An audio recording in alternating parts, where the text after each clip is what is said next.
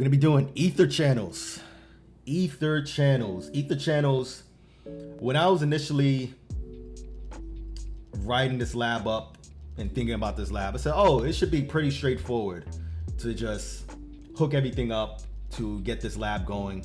But there's a lot involved in it with regard to STP and some other things, right? So I think this is a good lab to really like start off with for the stream, I would say.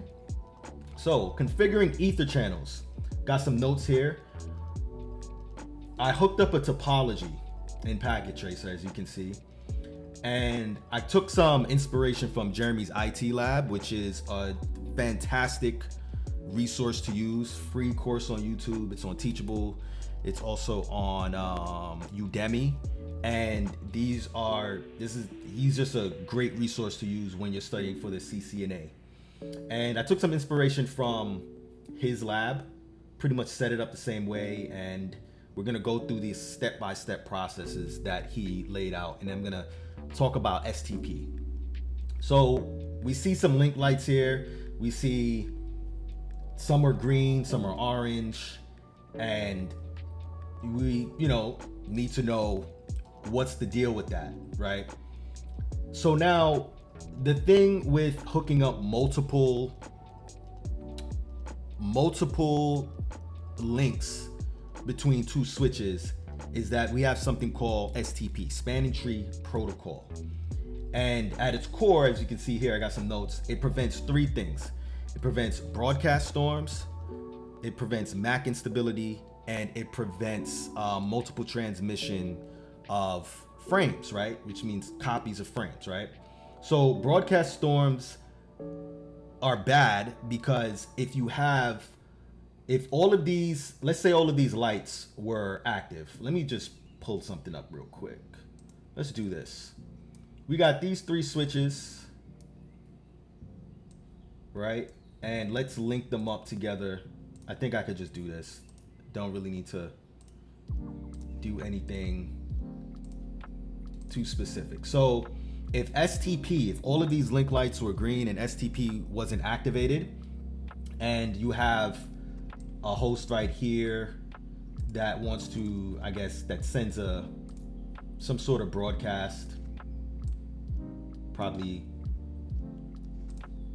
let's see, let's just hook this up, send some sort of broadcast, and all of these links were on, essentially the frame would just loop forever until somebody shut down one of these ports. Like you can see here, STP is activated in this network right here because one of these ports are blocked, right? This is blocking, depending on whichever switch is the root switch, it's in its forwarding state.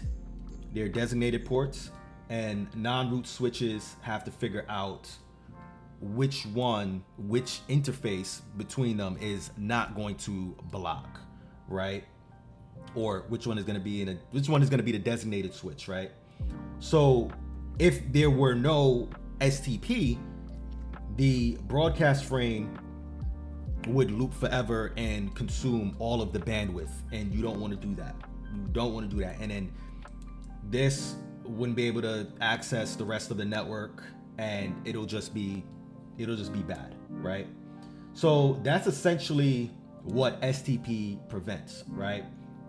And just to go into STP just a little bit more, STP has a sort of a convergence algorithm, if that's the proper term, and it essentially does a few things. It figures out which switch in the network is going to be the root bridge, right?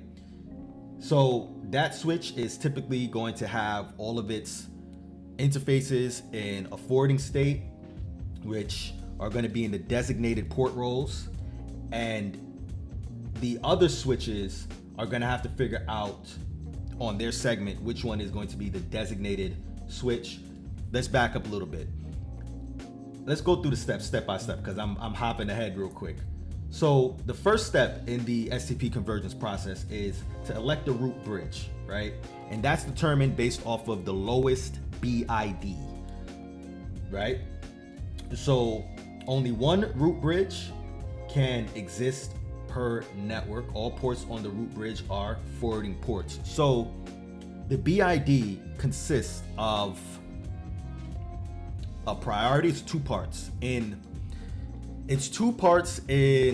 STP, regular STP, because there's also RSTP, and the BID consists of three parts, right?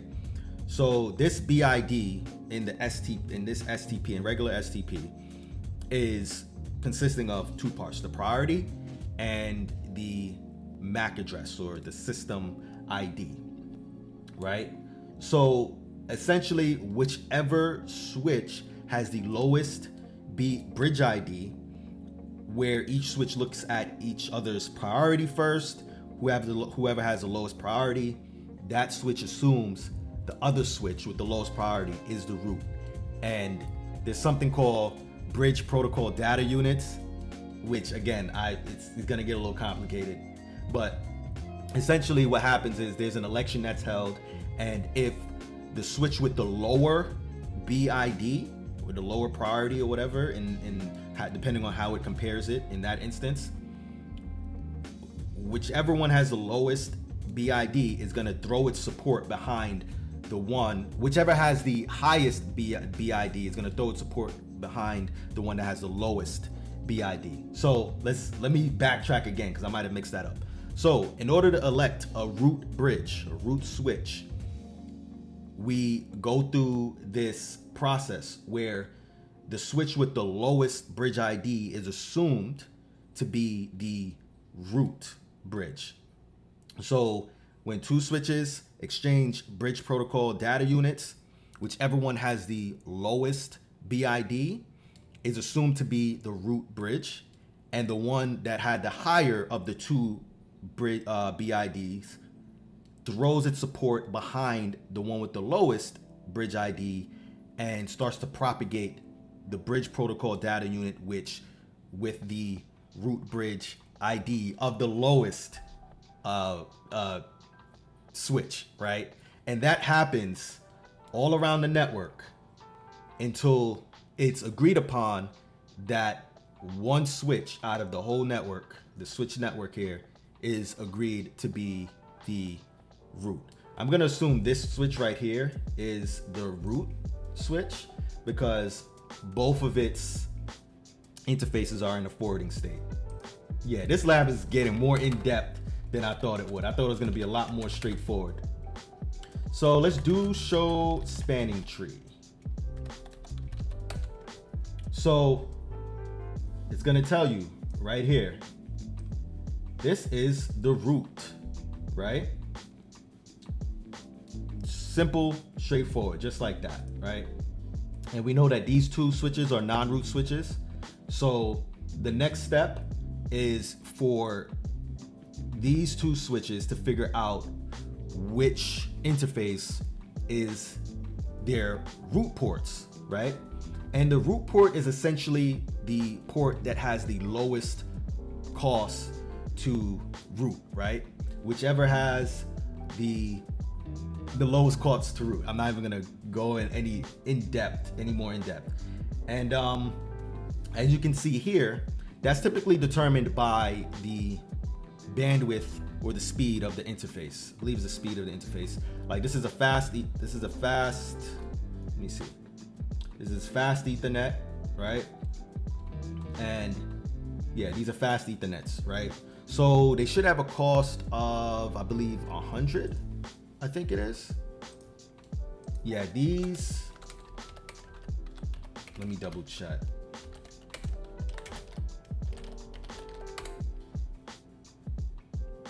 Let me see, the cost is 19. The speed is 100, the cost is 19, right? And you can always check that in the show command. That's why show commands are amazing. So what we have here now is, you know what? I was gonna manipulate it and play around a little bit, but we're not even gonna do that. So the cost is 19, which means that it has the lowest. The cost is 19, and it has the lowest cost to the root bridge, right? We'll see that right here, this cost is going to be 19 also, right? So you could think of the cost as the cost of the path to the root bridge, right? So we see that this is going to be 19, boom, right? So as soon as it comes out of the port, that's the cost, 19, right? And this is essentially 0 because it's, this is the root bridge, right?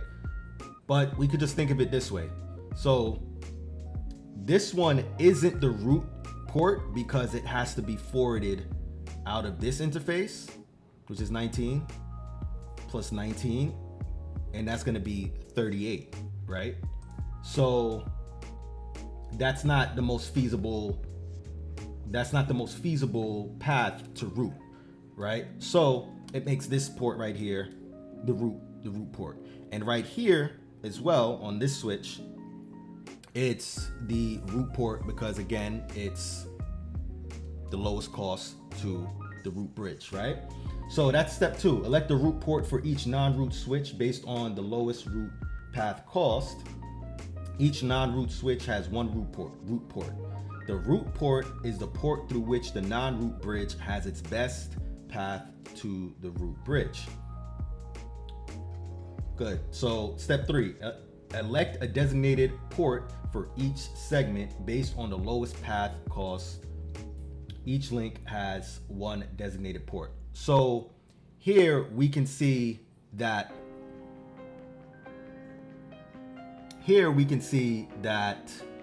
this one has a root path cost of 19. They're both forwarding 19 onto this segment right here, but it blocks here because this switch has a lower BID, right? Let's check.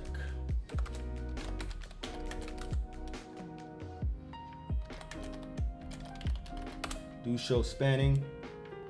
The address is 00D0, right? And this is 0030, right? So this switch right here has the lower BID, therefore the designated port is elected, or this is elected a designated switch on this segment right here, right? The root ports and designated ports transition to the forwarding state and the other ports stay in the blocking state. So these are obviously going to be in the forwarding state because it's the designated port. This is a designated port right here, and this is a root port right here. This is a root port right here. Those are all in forwarding states. This one is a blocking port, and it's going to discard all messages when it reaches that port. And yeah, we're good to go, right?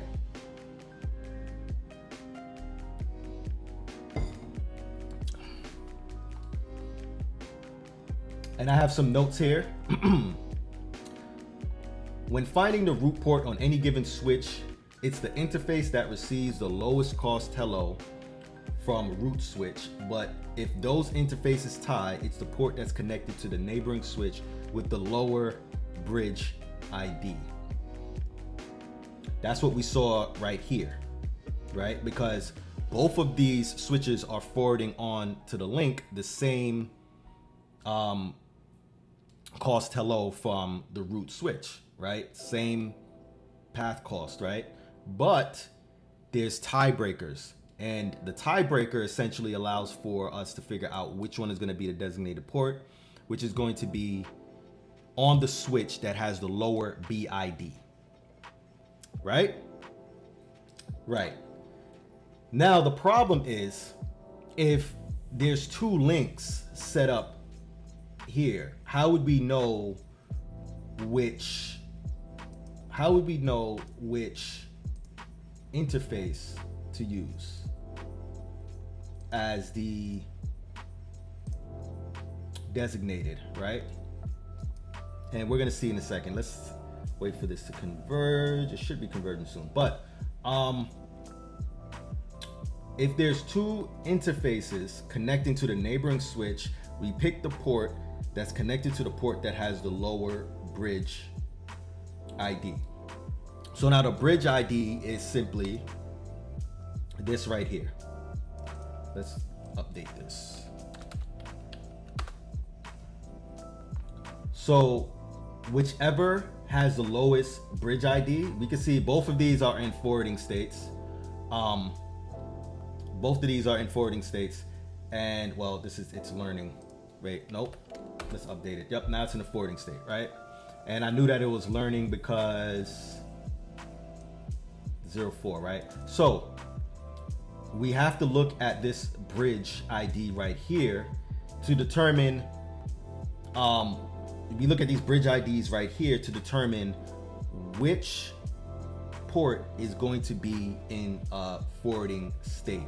The higher the bridge ID, the higher the probability that it's not going to be a root port, right? As you can see here, this is F01. Let me just go back here.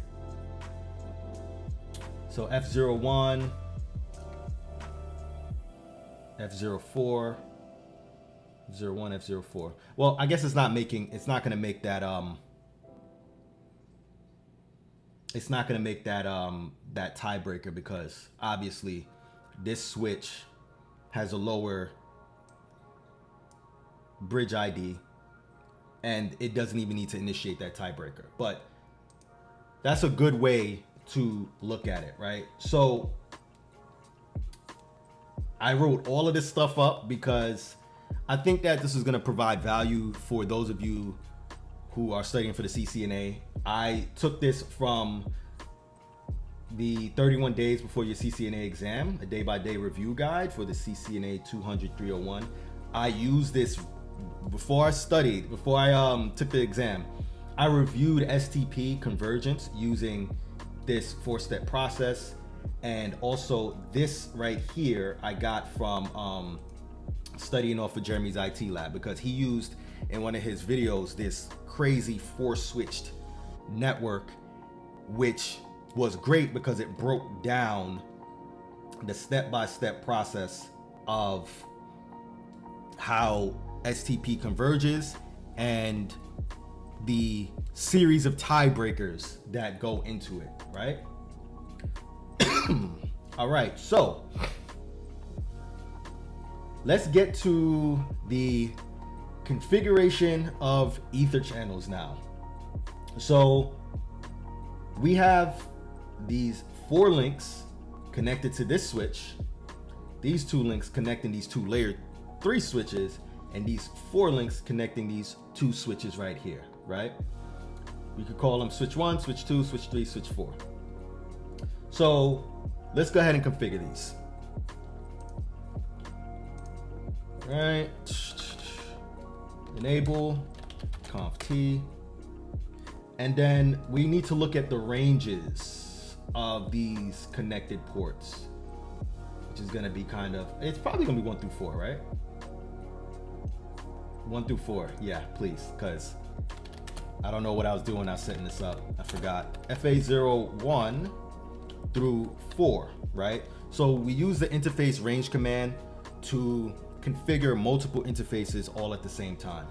So enter, and then the key with configuring Etherchannels is that we have to, I hope you guys can see this. I hope this is not too small. The key with configuring Etherchannels is that each interface has to, let me save this because Packet Tracer is known to crash on me for no reason. Each interface has to have the same settings, right? So we can do that by putting them, I want to put them all in switch port mode. We're gonna put them in the trunking mode, switch port mode trunk, right? All of them were changed, and now we can throw them into the Ether channel, bundle them up, and we're gonna use this command right here. Channel group 1 mode, and we're going to be using, as I said in step 1, we're gonna use PAGP. So one of the keywords for PAGP, or both of the keywords for PAGP, is which stands for Port Aggregation Protocol. It's a Cisco proprietary protocol that dynamically bundles interfaces, right? And also in any given Ether channel, you can have a maximum of 8 ports. And what the dynamic Ether channel protocols do is choose the, I guess, the best of the interfaces, the most compatible with interfaces, and bundle them all together, right?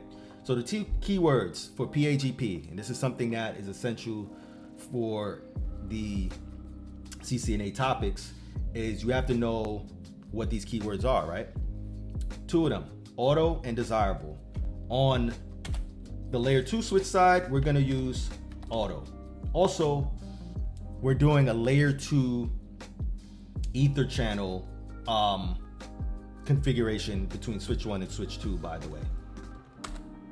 Right? So it's in auto, right? And then we scroll up and we see creating a port channel interface, port channel 1, right?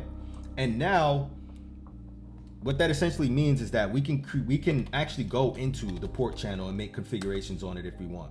See, I'm in the port channel, but don't need to do that. Now on the other side, right? This is a layer 3 switch. So a layer 3 switch has the capabilities of layer 2 and layer 3 mixed into one. Now we have essentially the same configuration, which is interface range FA01 through 4, right? And then also what we want to do here is we want to create a trunk, right? Switch port mode trunk, right? So it's not going to allow us to just create a trunk straight up like that. We have to stipulate the encapsulation, right? So it's going to be switch port trunk encapsulation dot 1Q. What I did just now was a little trick to make sure I had the right command. I like to use a tab to complete the command, but I also like to use the tab to make sure I had the right command. Look, I don't have all of the commands memorized, but I know which commands need to be used in specific situations, right? So switch port trunk encapsulation dot 1Q. We set it up, right, for dot 1Q. So now switch port mode trunk. So on layer 3 switches, you can't just switch the mode to trunk if it's been previously in auto. On layer 3 switches, this is the 3560.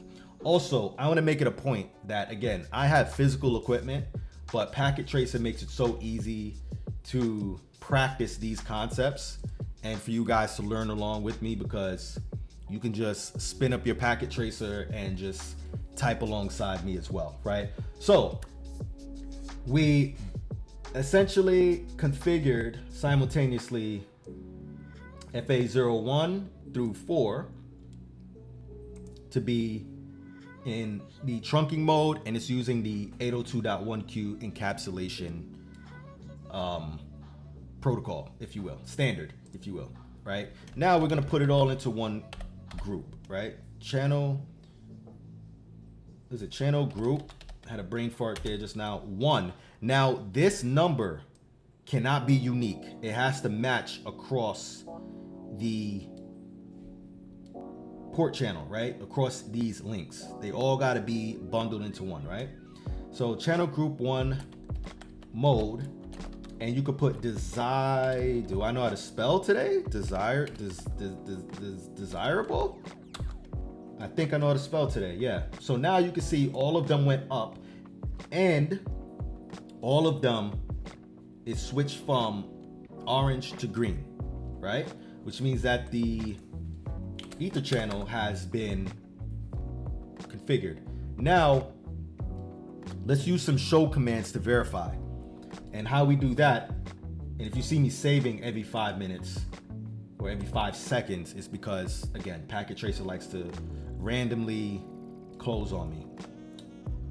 So Now let's use a few show commands to verify. So do show ether channel, that's one that you could use. Also note that I'm using do, which allows for me to issue show commands in the global configuration mode. And we can see in group one, it stipulates group one here. Let's look at this channel group listing. Let's bring this out a little bit. Channel group listing, right? And it says group one, group state, layer 2, ports 4, max ports. Remember I said you can have a maximum of 8 connected all at once. Port channels 1, max port channels 1. Protocol PAGP. Now there's another show command that you can use to get more details, more statistics, and it's do show ether channel summary. This gives us a little bit more information, and they even gives us a nice little legend here, right? Because there's no way I was gonna remember all of this. But so we see here in group one, this is what we have. We have port channel, PO1 means port channel 1. S means layer 2. S, you can imagine, is switch. Switches are layer 2. That's how I think of it. U is in use, right? And PAGP is a protocol, port aggregation protocol. And PPPP, that means that it's in the port channel. I means standalone, which I'm going to show you in the next configuration, right? So we got that set up between switch 1 and switch 2, which is great, as I save again, like a paranoid maniac. And the directions say now to configure a layer 3 ether channel static between switch 2 and switch 3, which is pretty straightforward. And which interfaces do we have? I'm being lazy. We have G01 and G02. Now, let's go back into our layer 3 switch. And let's go to interface range G01 to 2. Right? Now we're in that range. Here's the key now. With layer 3 ether channels, we have to turn these switch ports, these layer 2 switch ports, into layer 3 routed ports. And how we do that is no switch port, which makes sense because by default, these interfaces are in switch port mode. And because they're in switch port mode, which is the default configuration on layer 2 switches, we can simply disable switch port mode by adding no to the command, right? Let's see something real quick. Do show run.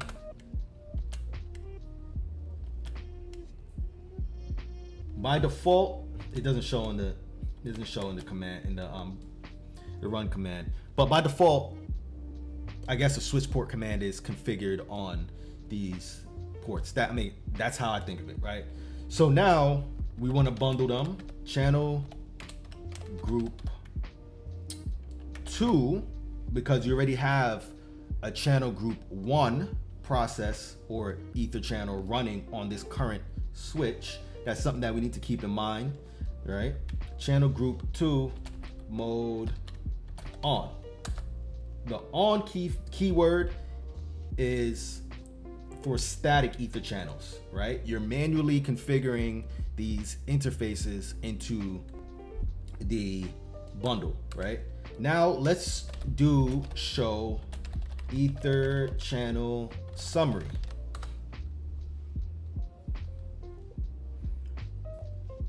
It says routed port is in use. Really?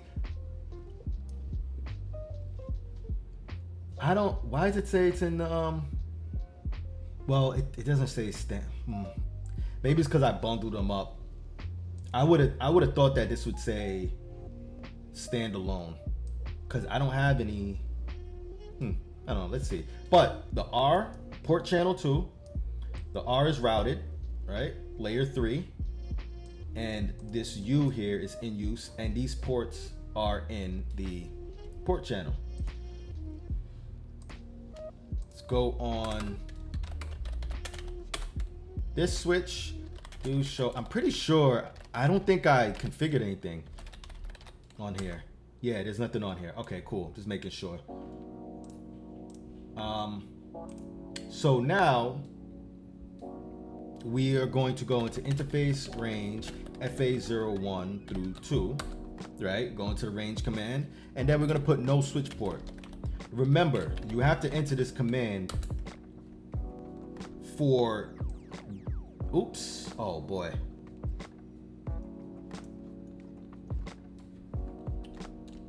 Wasn't supposed to do that. Wasn't supposed to do that. Let's just do this. See, gotta catch your mistakes immediately. So what we actually want to do is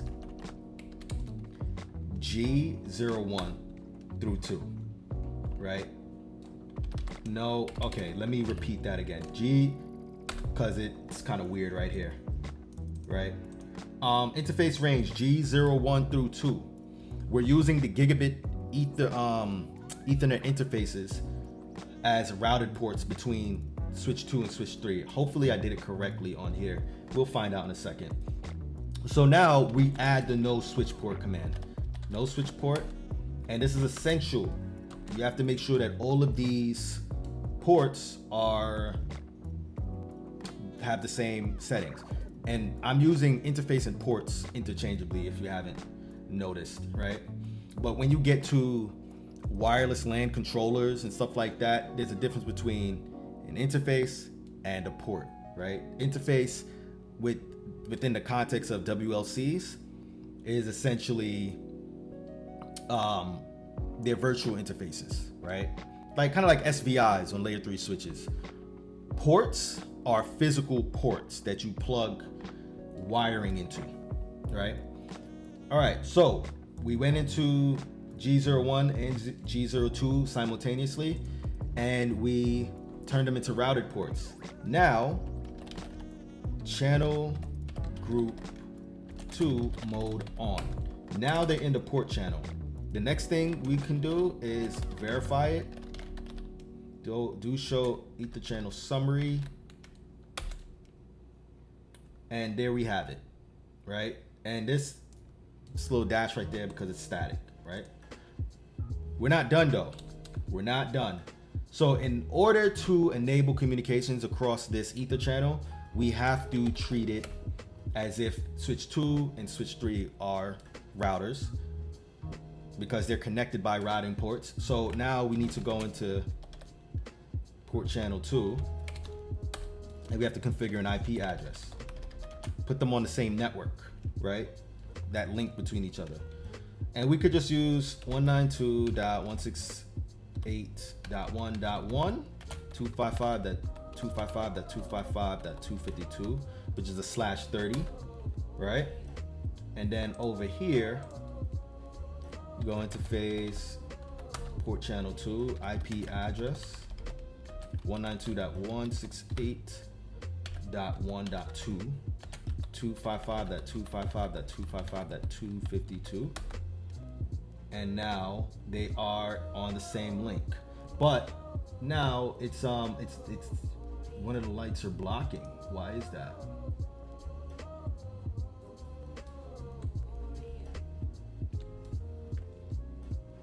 Do show Ether channel summary.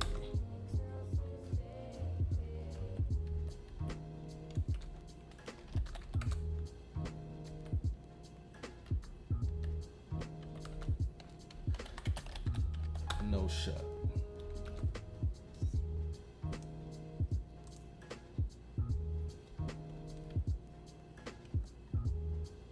Doing the same shut.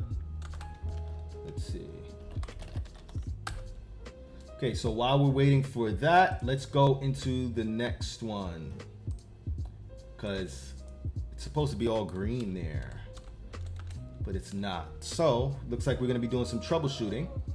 So for switch 3, interface range FA01 through 4, and it's going to be channel group, channel hyphen group mode, channel hyphen group 3 mode. We're going to be using LACP, which is an industry standard dynamic ether channel protocol, if you will. And in order to do that, we're going to use active, right? And then we're good to go there. Also, we need to do switch port mode, switch port trunk encapsulation dot 1Q. All right, and then we're gonna do switch port mode trunk. Okay, so they're trunking. So now we're gonna go in here.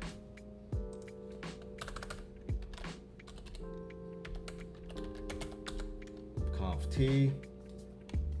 Interface range FA01 through 4.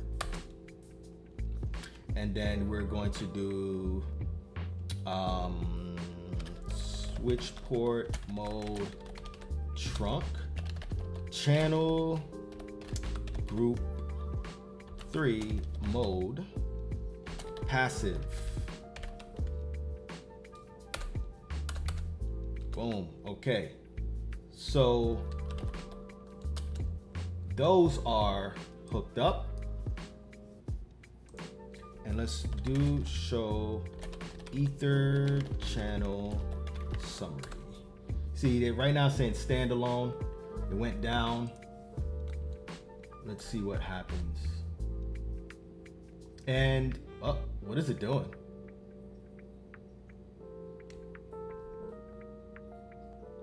It went up to green and then it went back down. LACP.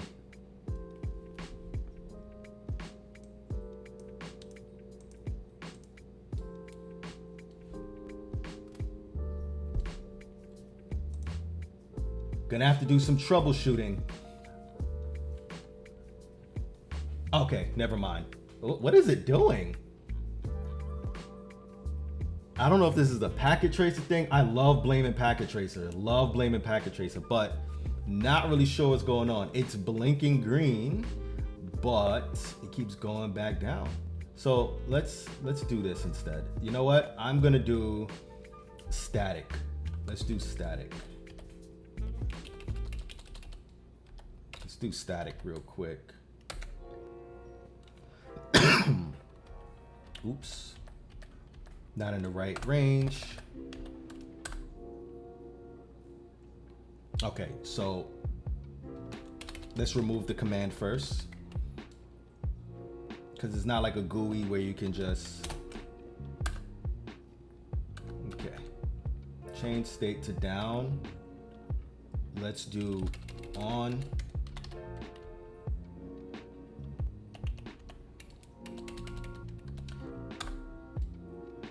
Right.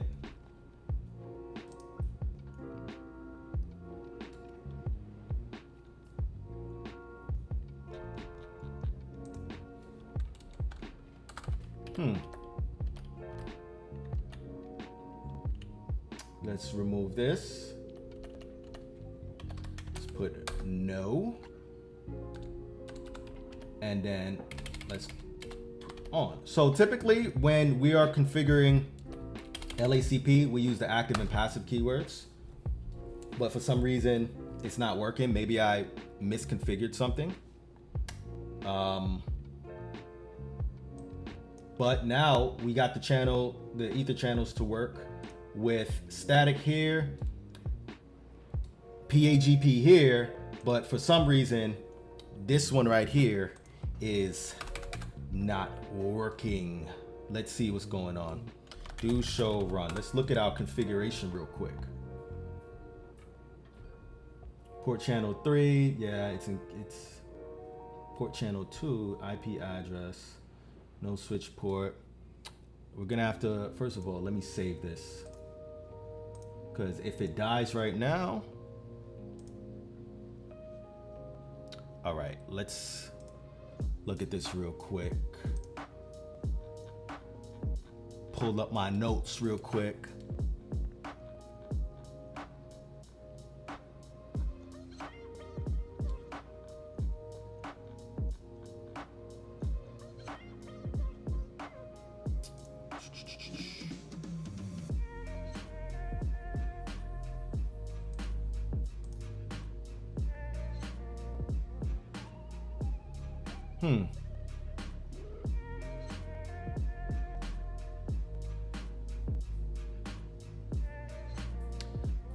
I'm just looking at my textbook real quick.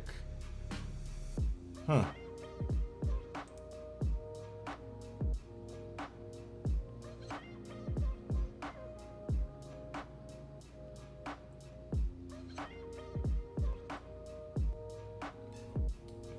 By doing so, each pair of links acts as one layer 3 link. So each pair of switches has one routing protocol neighbor, which the neighbor or not to.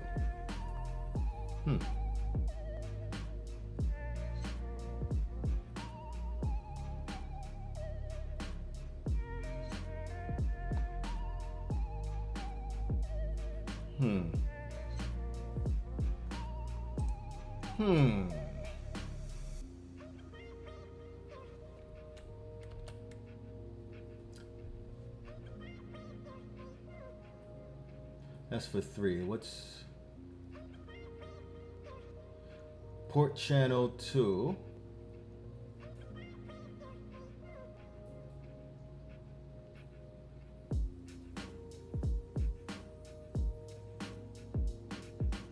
Where's the channel group?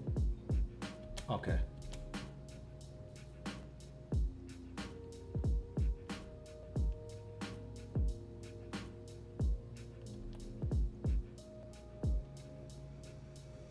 Yeah, those duplex auto, they seem to match. So the settings seem to match, right?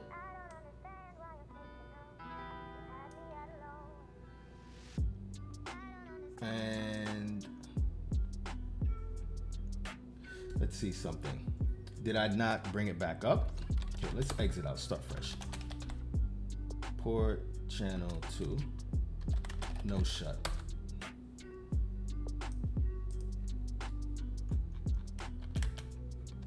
Exit.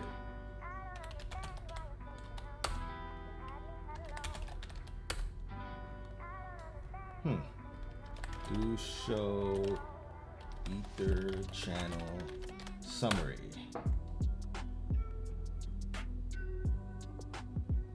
Okay, it shows that they're in.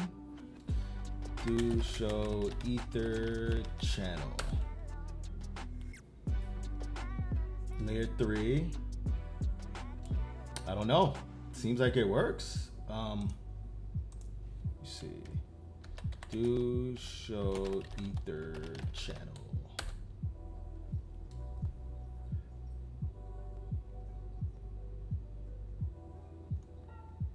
Wait, why is it in PAGP? I think that's what I did. Uh-oh. I think I made a boo-boo. Interface range. Troubleshooting. I'm always troubleshooting some lab that I'm doing. Interface range, which is good.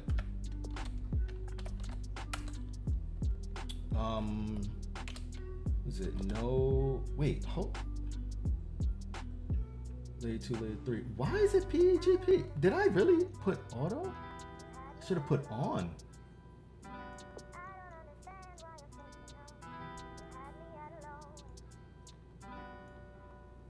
Oh man, I must have put so let me try something here.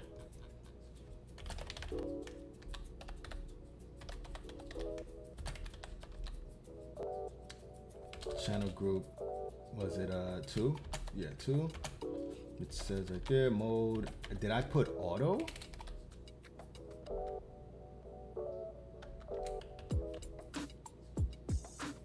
I think I mistakenly put auto. See, one typo could screw up your whole flow. Well, I guess I won't have to do, let's see.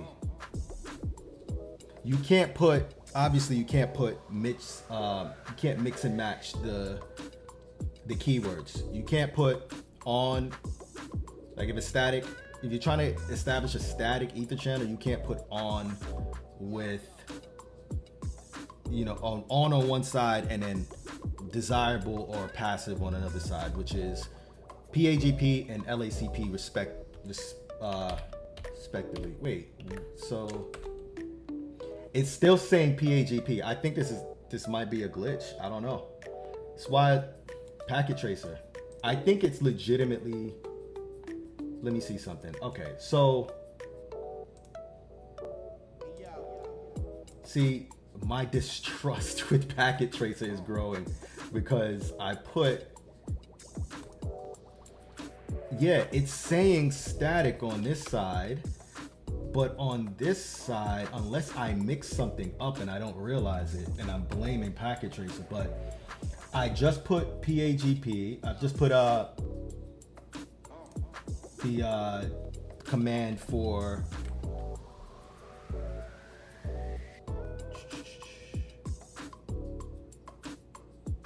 yeah, it's packet tracer bugging out. Let me try something. I really don't know why it's doing that.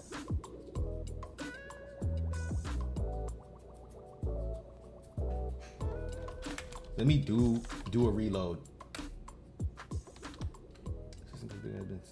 Save, yes. Let me reload it, see what happens. But let's see, let's do it over here. So, layer 3 ether channels.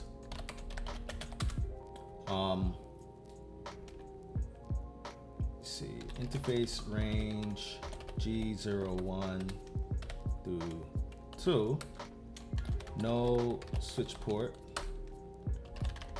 Channel hyphen group 1 mode on. Interface IP address 192.168.1.1, 255.255.255.252. No shut. Exit.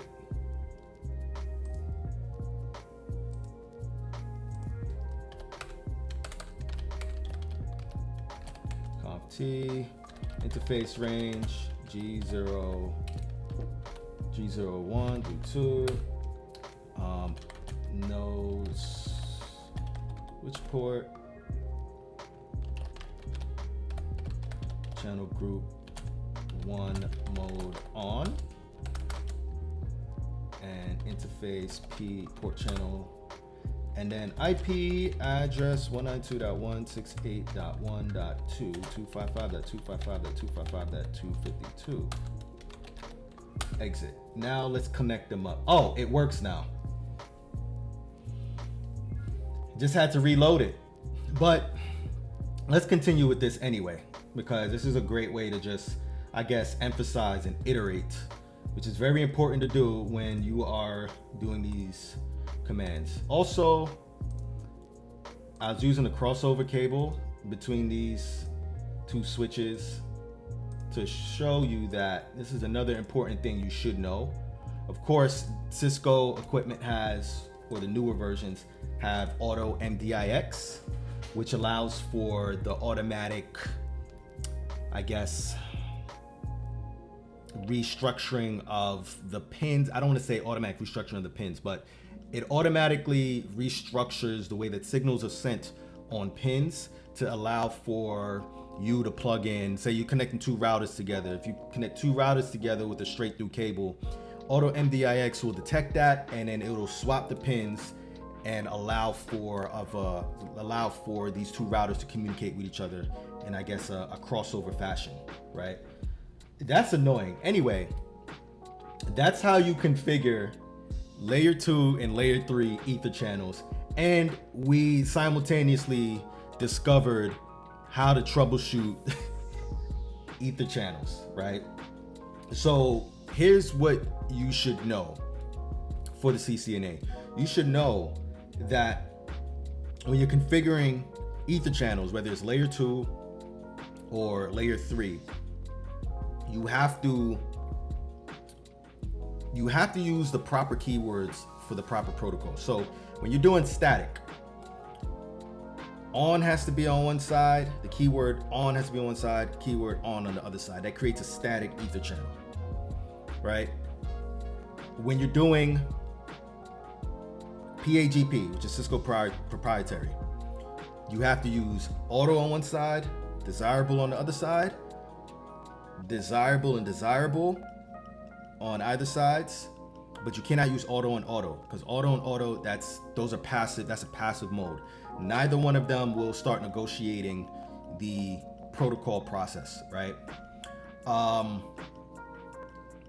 When it comes to LACP, which is an industry standard dynamic ether channel protocol, the keywords active and passive are used. You can use active and passive, but you cannot use passive and passive, or else again, they're both gonna sit there waiting for a negotiation to be initiated. And yeah, you can guess what happens from there, right? So there we have it for configuring ether channels.